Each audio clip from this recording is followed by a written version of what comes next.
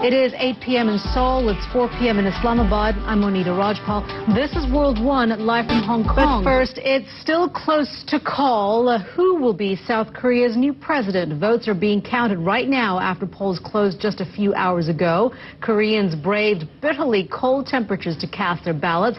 The daughter of a military strongman and the son of North Korean refugees are vying for the top job. Conservative candidate Park Geun-hye will be South Korea's first female president if she wins. She's the daughter of the former president Park Chung-hee, regarded as a dictator by some Koreans. Whoever voters have chosen, they'll have to tackle the challenges of a slowing economy and strained relations with North Korea. CNN's Paula Hancock joins us now from Seoul. And Paula, has there been any early exit poll indicators in this tightly contested election? Well, Monita, we have had a number of exit polls, and really it's not given us any kind of insight into who is going to win. It really depends on which broadcast. Paula, thank you for that. CNN's Paula Hancock's there in Seoul. Funerals will be held today for the victims of last week's massacre at a school in Newtown in Connecticut. 27 people, including 20 children, died, most of them killed when Adam Lanza opened fire at Sandy Hook Elementary School. As families grieve, some Americans are shifting position on the question of legal controls on gun ownership. White House correspondent Dan Lothian. And Dan, it seems as though that is where the focus is shifting now to, and that is where the seat of power in Washington. How much of a momentum is there now for a change in the mindset of gun control?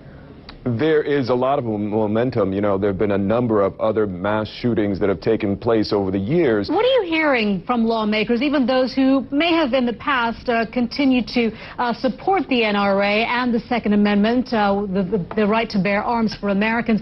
Is there a sense that they're trying to distance themselves, or are they still steadfastly supporters of this amendment?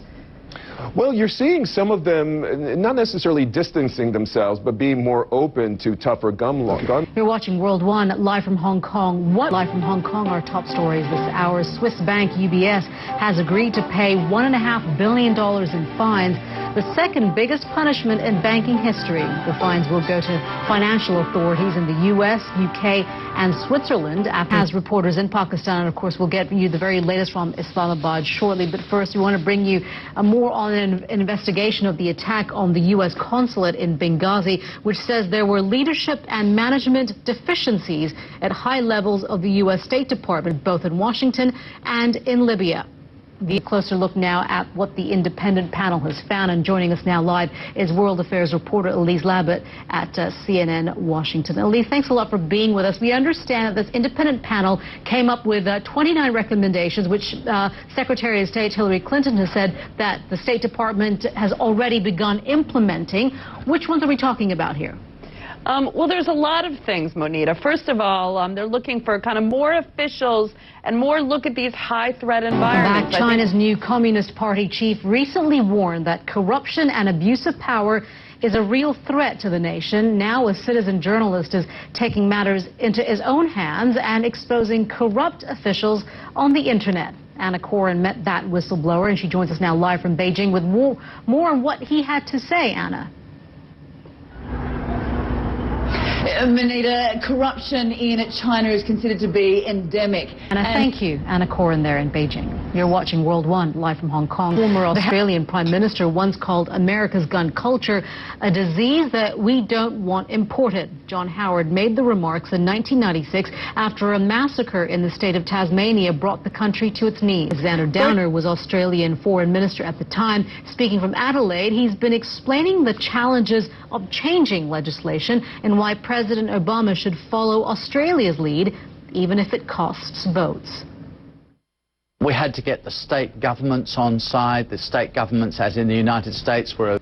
Health workers trying to eradicate polio in Pakistan have been attacked again. 3 of them have been killed this Wednesday, all in the same region. An 18-year-old man was shot while he was vaccinating children on the outskirts of Peshawar in the northwest of the country. In response to escalating violence, UNICEF and the World Health Organization have suspended all polio activities in Pakistan until further notice.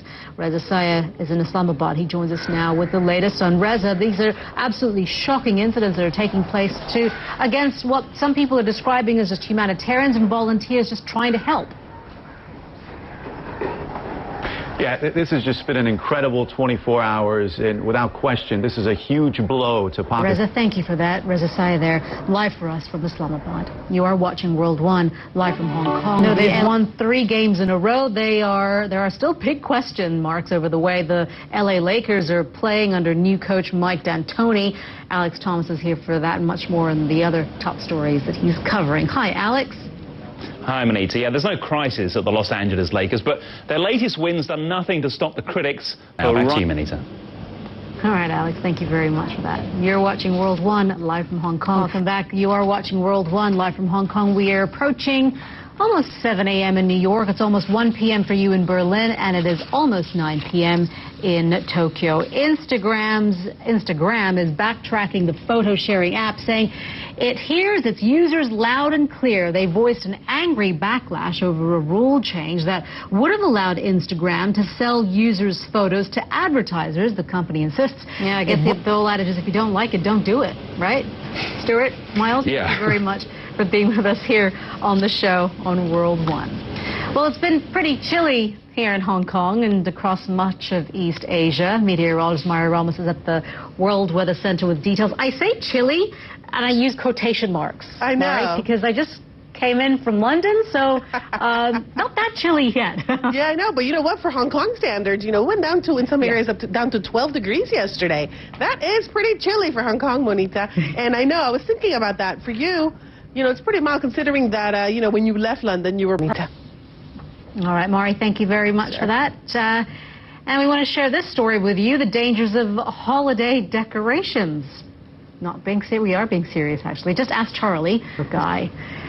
You're watching World One, live from Hong Kong. I'm Monita Rajpal. Thank you for joining us. We want to leave you now with some images from our South Korean affiliate, YTN, with some of the early results of the regional results of the presidential election there. They're quite animated, as you can see. Certainly gives you an indication of who's celebrating and who's not. We'll be right back.